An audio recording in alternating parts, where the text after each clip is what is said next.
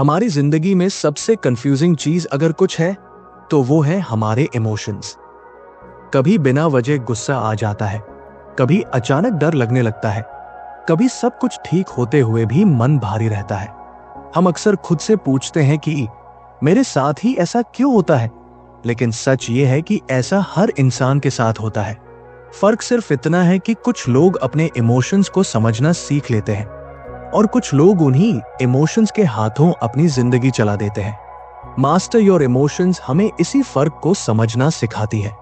हम बचपन से यही सीखते आए हैं कि स्ट्रॉन्ग बनो, रोना मत, गुस्सा मत करो, डर मत दिखाओ।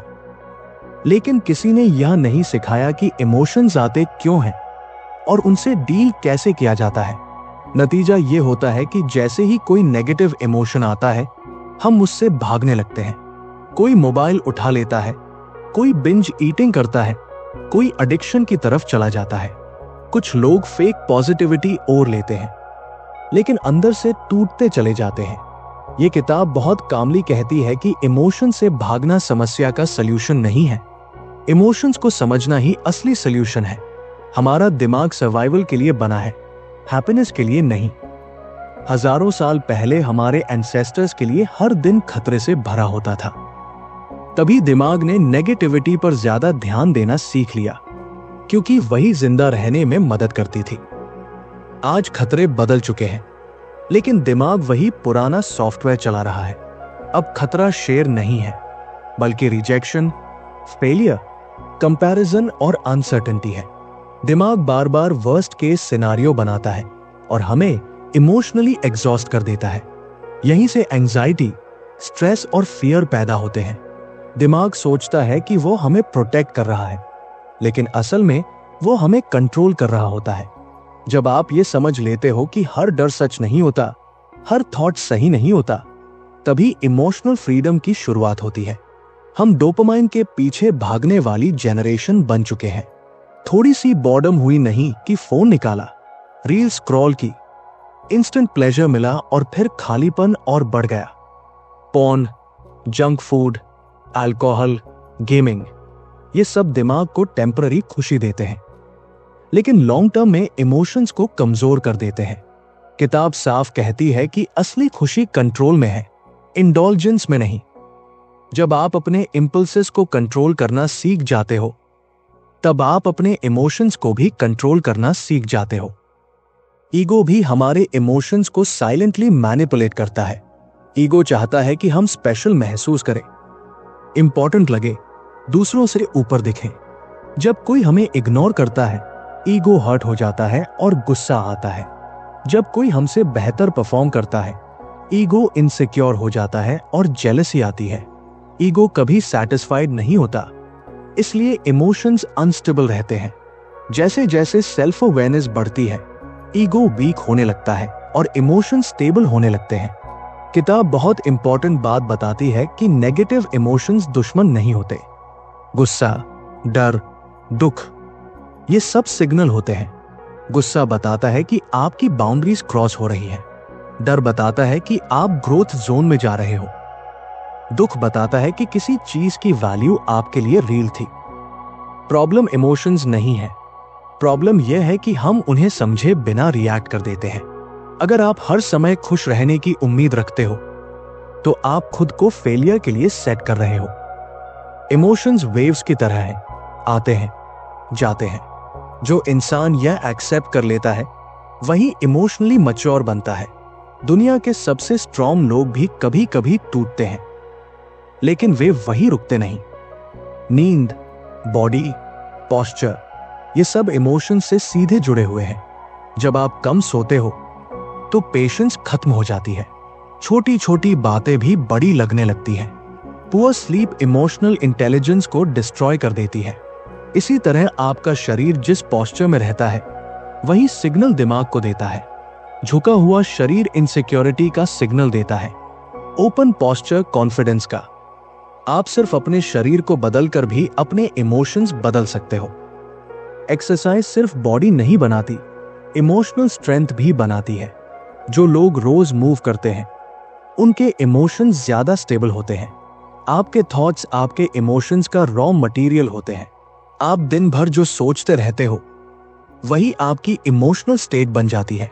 मेडिटेशन इसलिए पावरफुल है क्योंकि वो आपको थॉट से डिस्टेंस बनाना सिखाती है। थॉट आए जाए लेकिन आप उसमें बहो मत। ग्रैटिट्यूड इसलिए काम करता है क्योंकि वह दिमाग को स्कैर्सिटी से अबंडेंस में शिफ्ट करता है। वर्ड्स भी इमोशंस को शेप करते हैं। शायद, हो सकता है, देखते हैं, ये शब्द अनसर्टेनिटी पैदा करते हैं।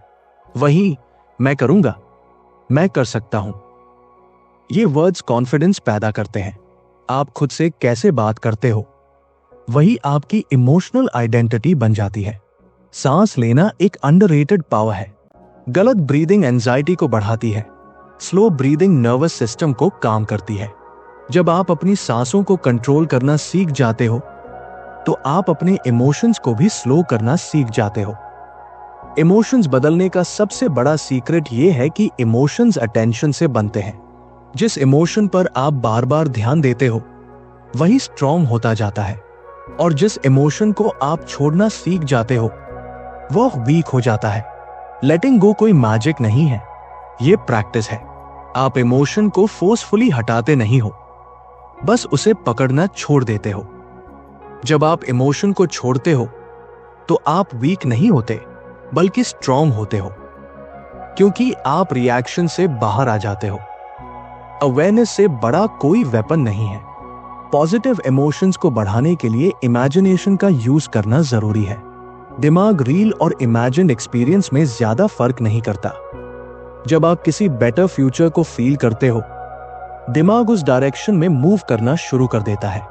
नेगेटिव इमोशंस से डील करने के लिए शॉर्ट टर्म डिस्ट्रैक्शन कभी कभी जरूरी होता है, लेकिन long term solution awareness, routine और डिसिप्लिन में है। Meditation, exercise, journaling, proper sleep, ये बोरिंग लग सकते हैं, लेकिन यही इमोशनल मास्टरी की फाउंडेशन है। इमोशंस आपको डिस्ट्रॉय करने के लिए नहीं आए हैं, इमोशंस आपको गाइड करने के लिए आए हैं। सेल्फ अवेयरनेस के बिना ग्रोथ इम्पॉसिबल है। जब आप अपने इमोशंस को जज करना छोड़ देते हो तब आप उन्हें समझना शुरू करते हो। दूसरे लोग आपके बारे में क्या सोचते हैं यह तब तक मैटर करता है जब तक आप खुद को नहीं समझते। जब सेल्फ रिस्पेक्ट डेवलप हो जाती है तो एक्सटर्नल वैलिडेशन की जरूरत खत्म हो जाती है। इमोशनल इंडिपेंडेंस वहीं से शुरू होती है। मोटिवेशन की कमी इस बात का साइन है कि आपकी विजन क्लियर नहीं है। क्लियर विजन इमोशंस को डायरेक्शन देती है। जब डायरेक्शन क्लियर होती है, इमोशंस फ्यूल बन जाते हैं। इस किताब का सबसे बड़ा मैसेज यही है कि इमोशंस आपकी कमजोरी नहीं है, इमोशंस आपकी पावर है। अगर आप उन्हें समझना सीख लो, आप वही बनते हो जो आप बार बार महसूस करते हो। इसलिए कॉन्शियसली चूज करो कि आप किस इमोशन को अपनी पहचान बनाना चाहते हो। जब आप अपने इमोशंस के मास्टर बन जाते हो तब जिंदगी आपको कंट्रोल नहीं करती, आप जिंदगी को डायरेक्शन देते हो। अगर आपको यह वीडियो इंफॉर्मेटिव लगी हो तो इसे लाइक करना मत भूलिएगा।